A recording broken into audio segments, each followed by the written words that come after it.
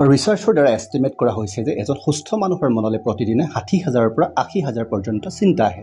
মানে প্ৰতিটো মিনিটত 40ৰ পৰা 50টা চিন্তা আহে, যি চিন্তাই আপোনাক মানসিকভাৱে দুৰ্বল কৰি তোলে, যি চিন্তাৰ দ্বাৰা আপোনাৰ ভয় শংকা বাঢ়ে আৰু আপুনি আৱেগিকভাৱে ভাঙি পৰে। তেনেধৰণৰ চিন্তাক আমি দুশ্চিন্তা বুলি ক'ব পাৰোঁ। অন্য হাতেদি যি চিন্তাৰ দ্বাৰা আমি কোনো এটা সমস্যাৰ বিষয়ে বিশ্লেষণ কৰি তাৰ সমাধানৰ সূত্ৰ আৱিষ্কাৰ কৰিব পাৰোঁ, তাকেই চিন্তন বুলি কোৱা হয়।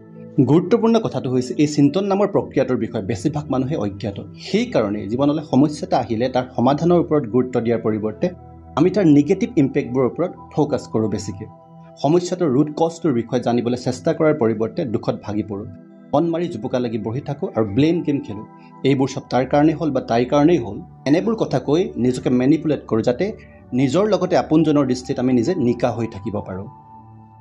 এখন আইনাত আপুনি আপোনাৰ শৰীৰটো চাব পাৰে, যিখন আইনা আমাৰ সকলোৰে ঘৰত আছে, আৰু অন্য এখন আইনা আছে যিখনৰ দ্বাৰা আপুনি আপোনাৰ মন, চৰিত্ৰ আৰু কৰ্ম সকলোবোৰ বিশ্লেষণ কৰিব পাৰে, আৰু সেই আইনাখনকে চিন্তন বুলি কোৱা হয়।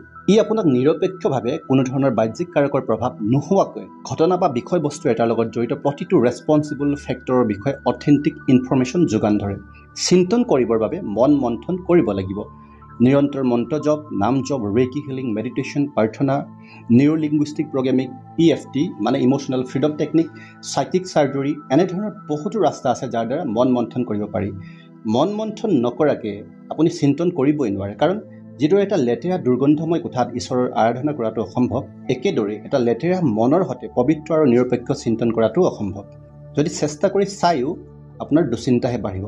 গতিকে দুশ্চিন্তাবোৰ দূৰ কৰিবলৈ হ'লে প্ৰথমে মনৰ মাজত জীৱনৰ আৰম্ভণিৰ পৰা জমা হৈ থকা লেতেৰাবোৰ ঝাৰু পোছা দি চাফা কৰিব লাগিব। মানে মন মন্থন কৰিবই লাগিব। তেতিয়াহে আপুনি ভ্ৰান্তি আৰু সত্যৰ মাজত থকা পাৰ্থক্যটো বুজিব পাৰিব। জীৱনটো জটিল তেতিয়াহে হয় যেতিয়া আমি জীয়াই থকাৰ এবছলিউট প্ৰক্ৰিয়াটোৰ বিষয়ে নাজানো বা জানিও তাক ব্যৱহাৰ নকৰোঁ। যিহেতু আমাৰ জীৱনৰ প্ৰতিটো কৰ্ম চিন্তাৰ দ্বাৰাই পৰিচালিত, গতিকে প্ৰয়োজনীয় সময়ত যদি আমি নিৰপেক্ষ চিন্তাৰ দ্বাৰা বিষয়বস্তু এটাক বিশ্লেষণ কৰিব নোৱাৰোঁ বা প্ৰয়োজনীয় সময়ত সদৰ্থক দৃষ্টিকোণেৰে আমি হৈ যোৱা ঘটনা এটাক যদি একচেপ্ট কৰিব নোৱাৰোঁ, তেনেহ'লে আমাৰ মনত দুশ্চিন্তা বাঢ়িবই।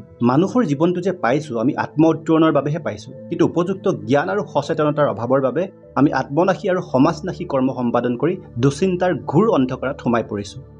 মন মন্থনৰ দ্বাৰা নতুনকৈ আৰম্ভ কৰক জীৱনটো। আত্মনাশী কুসংস্কাৰবোৰ মনৰ পৰা আঁতৰাই পবিত্ৰ আৰু সৎ সংস্কাৰেৰে আপুনি নিজকে সবল কৰি তোলক।